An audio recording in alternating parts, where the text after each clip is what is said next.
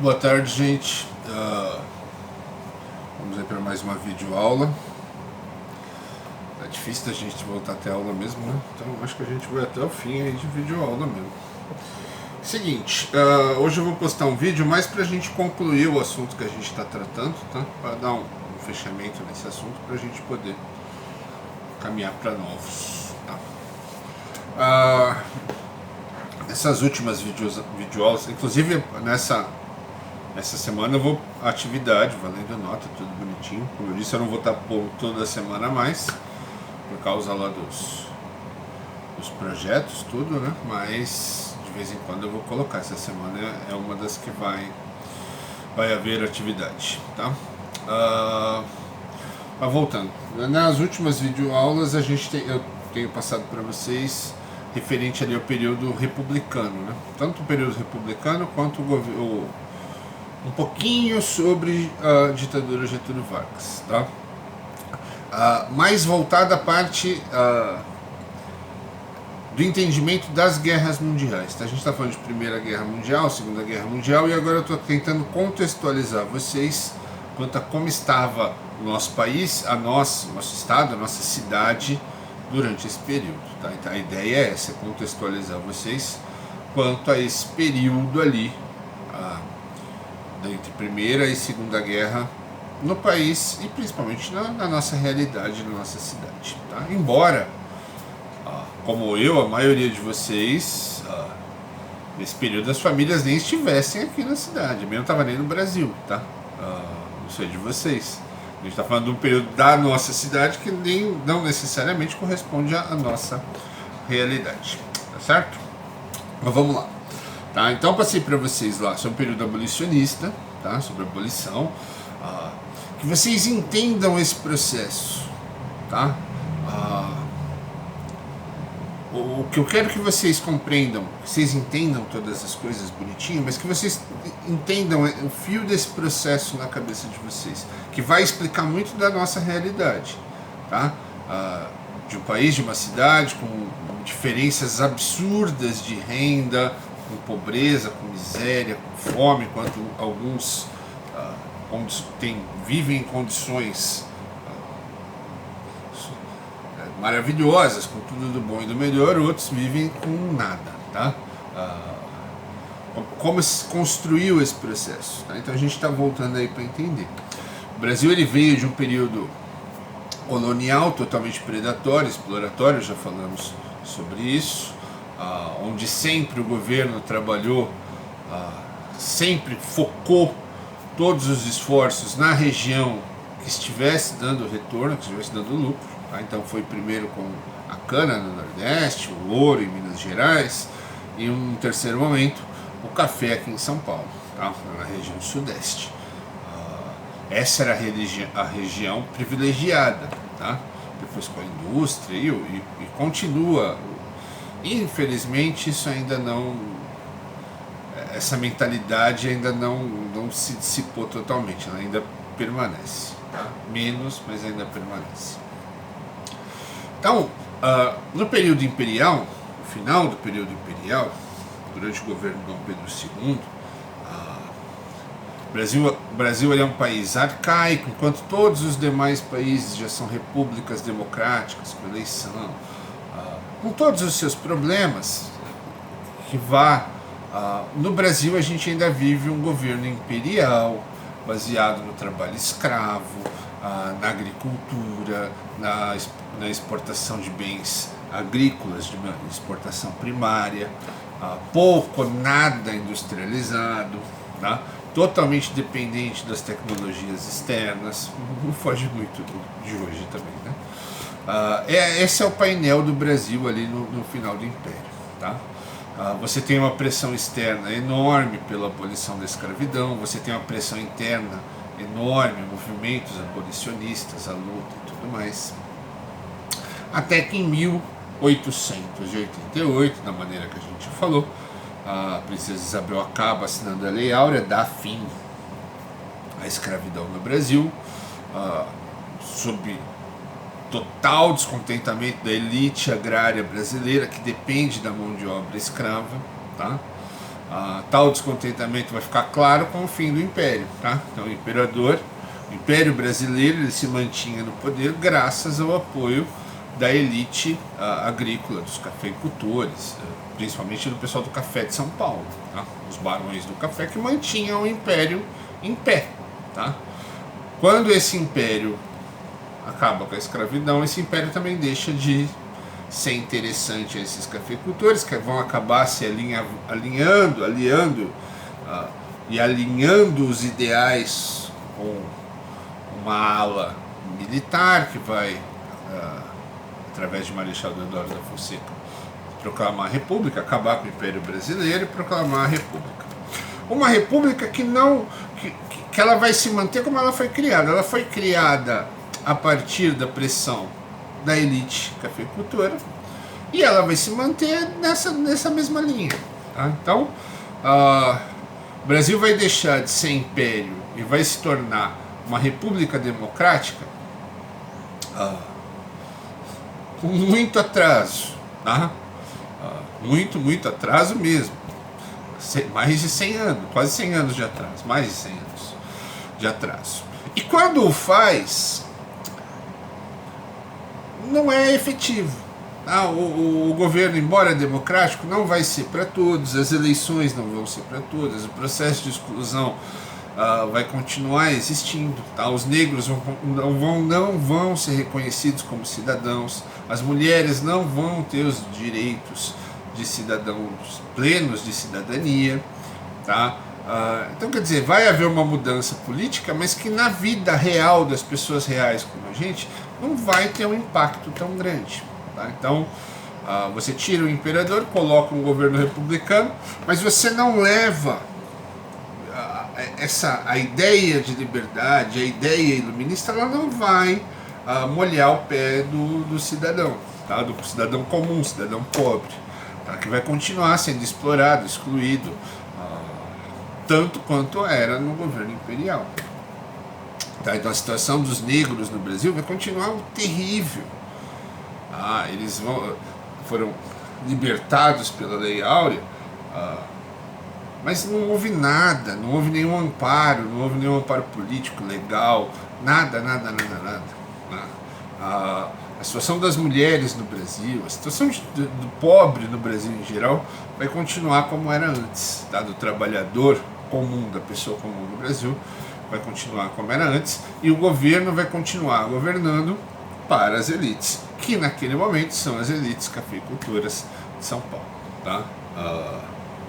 Para manter, para legitimar esse domínio, você vai ter eleições que se não são forjadas na ação prática do voto, que também existia isso, as eleições da pancada, podemos falar disso em outro momento, ela vai ser forjada na construção dela, onde você limita o voto a uma quantidade X de pessoas, brancos, homens e tudo mais, que vão se manter no poder. Né? São os brancos, homens brancos donos de terra, votando em homens brancos donos de terra. Tá? Então, quer dizer, você vai legitimar um poder que já está constituído, sem abrir espaço para a inclusão de mais ninguém.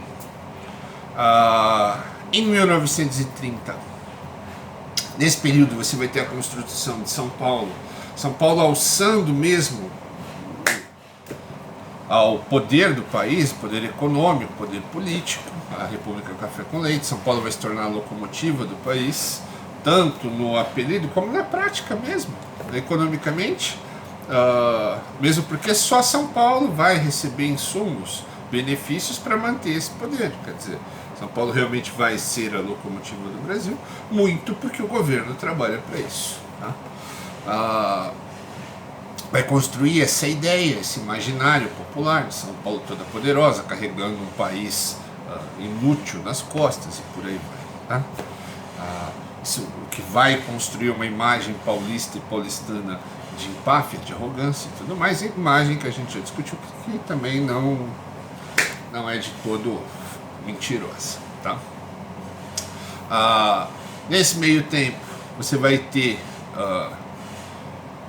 pessoas de fora de São Paulo lutando contra essa imposição do café com leite, da República do Café com Leite. Você vai ter Getúlio Vargas em 1930 com apoio militar tomando poder, uma revolução barra golpe, aí é uma discussão que precisa ser discutida, não dá para ser assim uma via só, eu falo e você ouve. É necessário haver uma troca de informações para entender porque pessoas veem a mesma coisa de maneira diferente, ou alguns como uma revolução, outras como um golpe de Estado. A gente precisa entender os argumentos desses dois lados, até para você tomar partido ou não, mas para saber do que se trata. Tá? Vai acontecer isso de novo em 64, cada um trata a coisa de uma maneira, e aí você tem argumentos dos dois lados, e você precisa entender esses argumentos, conhecê-los, até para poder criticar ou para poder seguir um lado. Tá? Mas não é a questão agora. Então Getúlio Vargas toma o poder, dissolve a Constituição, vai tirar o governador de São Paulo, o prefeito, vai nomear interventores que vão dominar a cidade contra a vontade da população, da elite, né? Essa elite vai fazer propaganda, convocando o povo paulista, mexendo com o brio do povo paulista, do povo que dirige o país. De repente foi rebaixado, humilhado. Esse povo precisa lutar para que o país volte a ser uma república democrática, pela volta da Constituição, vão convocar os paulistas e paulistanos para a guerra. Tá? Em 1932, São Paulo declara guerra ao Brasil. Tá? Revolução de 32, uma tentativa, e aí também é outro assunto que precisa ser estudado com calma para se ter noção de todos os pontos de vista. Para alguns o movimento de separação, né, separacionista, que São Paulo quer sair do Brasil, quer se tornar um país independente. Tem muito pouca comprovação disso, né? Mas existe uma ala grande de pessoas que acreditam nisso. Para outros, um movimento de tentativa de volta da República Democrática. E para outros ainda, como eu, um movimento que realmente tenta a volta do governo democrático, mas para manter o controle político e econômico da cidade. Então não é um movimento desinteressado simplesmente pela volta da democracia. Tá? Então esse é o painel.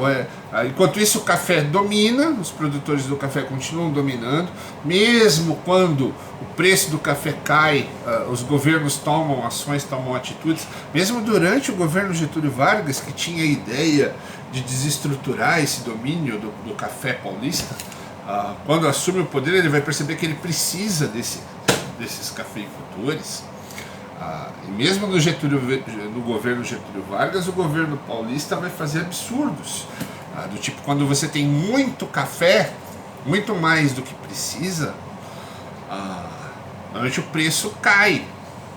E aí o que o governo faz para manter o preço do café lá em cima? O governo compra o café e queima. É isso mesmo que você ouviu. O governo compra o café ao preço lá no alto e queima o café. Queima. Porque aí o café que sobra vai poder ser vendido a um preço mais caro. A tal da oferta e da procura. Quando você tem muita oferta, o preço cai. Agora, se você queimou a sua oferta, o preço continua lá em cima. Então o governo paulista, para manter os cafeicultores, faz isso.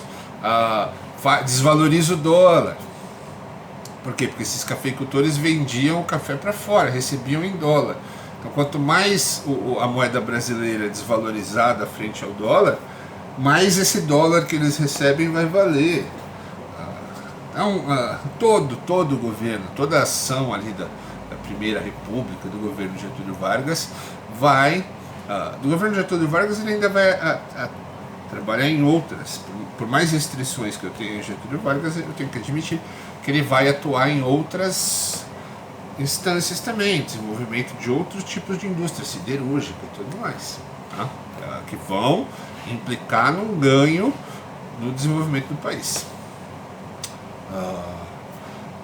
Mas ele vai manter a lógica da cafeicultura, a lógica agrícola, uma lógica que até hoje se mantém, tá? Da produção agrícola, de itens primários. de produção primária. Bens que são vendidos em sua forma natural para outros países que industrializam esses bens e vendem muitas vezes de volta para nós com preços absurdos. Acho que eu até já dei exemplo aqui, se não dei, vou dar agora, do chocolate. O chocolate suíço é o chocolate mais famoso do mundo. Não tem um pé de cacau na Suíça. A matéria-prima do chocolate é o cacau. Na Suíça não tem cacau, não tem pé de cacau. O cacau do chocolate suíço, grande parte dele sai daqui do Nordeste brasileiro.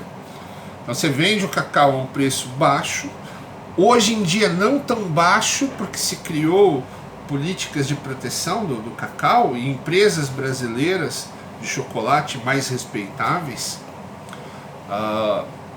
Mas você vende o cacau a um preço de nada, esse cacau vai para lá, é industrializado e é revendido para o Brasil a preços altíssimos, já como chocolate pronto. Isso vale para dezenas de outros produtos. O café brasileiro. O café brasileiro é exportado para a Alemanha, é industrializado lá, e você compra café importado caríssimo da Alemanha, que não tem um pé de café. A Alemanha não tem um pé de café. Todo o café que a Alemanha produz é importado. Ela compra o café como bem primário a um preço baixíssimo e revende a um preço altíssimo. Tá? Então essa é a lógica aí desse período. Na última aula passei para vocês aí um vídeo para assistirem sobre a Força Expedicionária Brasileira, que voltaríamos a falar disso com mais calma depois. Mas muito para vocês entenderem como o Brasil participou, como era conflituosa também essa participação do Brasil na Segunda Guerra Mundial. Tá? Embora politicamente Getúlio Vargas fosse muito alinhado com as ideias ultranacionalistas, né, do fascismo, principalmente do nazismo, o Brasil vai acabar entrando na guerra ao lado dos aliados por pressão dos Estados Unidos. E aí você vai ter várias questões, né? O ataque dos submarinos nazistas, suposto ataque, até hoje é muito conflituoso também esse ponto, se quem atacou os navios eram nazistas ou americanos para forçar a entrada do Brasil. Conflituosa essa questão. Mas o Brasil acaba entrando na guerra por vias tortas, de uma maneira, embora alinhado politicamente de um lado, entra do outro lado, forçado, mas o que não tira a bravura e o heroísmo desses soldados brasileiros que vão para lá sem nada, com a cara e a coragem, com muita coragem, e vão lutar de maneira assim exemplar, uma luta que muitas vezes é menosprezada, as pessoas tratam com menosprezo e não merece, tá? É algo que tem que ser entendido dentro da realidade da época, da realidade da participação brasileira, a grandeza do trabalho que foi desenvolvido por esses soldados da Força Expedicionária Brasileira, que mereciam um reconhecimento muito maior do que eles têm. Em outros países, e aí eu vou falar abertamente nos Estados Unidos, a quem eu não tenho simpatia, uma simpatia muito pequena, mas nesse ponto a gente tem que reconhecer como eles tratam, lidam com seus heróis. Heróis é uma construção, mas por pessoas que honraram o seu país e tudo mais, que é o caso dessa Força Expedicionária Brasileira. Tá na moda hoje a pessoa, uma idiotice, imbecilidade, que eu espero que vocês não sigam nessa linha, eu sou de esquerda, eu não posso reconhecer o trabalho do Exército. Pode sim, tem nada a ver uma coisa com a outra. Cada um no seu quadrado. As suas crenças políticas não podem cegar as ações de qualquer pessoa, de qualquer coisa, simplesmente porque ela é de uma linha política diferente da sua. Isso é idiotice, isso é burrice, tá? Mesmo porque se você defende a democracia, defende a liberdade, você não pode ser tão limitado intelectualmente de ter essa visão onde só é bom o que segue a minha linha de pensamento. Então esse preconceito que muita gente tem com as ações do Exército é burrice, tá? Mesmo porque o exército faz parte do nosso governo e deve ser respeitado como tal. Beleza? Então, nossa, falei coisa que não tinha nada a ver, mas vamos lá. Então, essa era a ideia desses vídeos. Espero que vocês tenham compreendido o que eu queria passar para vocês, como uma coisa está linkada à outra, entendido um pouco do contexto em que as coisas estavam durante o período das guerras, tá? Contexto político do nosso país, econômico do nosso país, como o cenário do nosso país frente aos outros, a importância e tudo mais, tá? Para que a gente possa aí voltar a discutir assuntos com mais profundidade, tá? Então hoje me alonguei, mas nas outras vezes eu fui muito curtinho os textos, então não reclama não. Tem atividade para fazer e a partir da semana que vem a gente volta aí com outros assuntos, beleza? Boa semana a todos, se cuidem!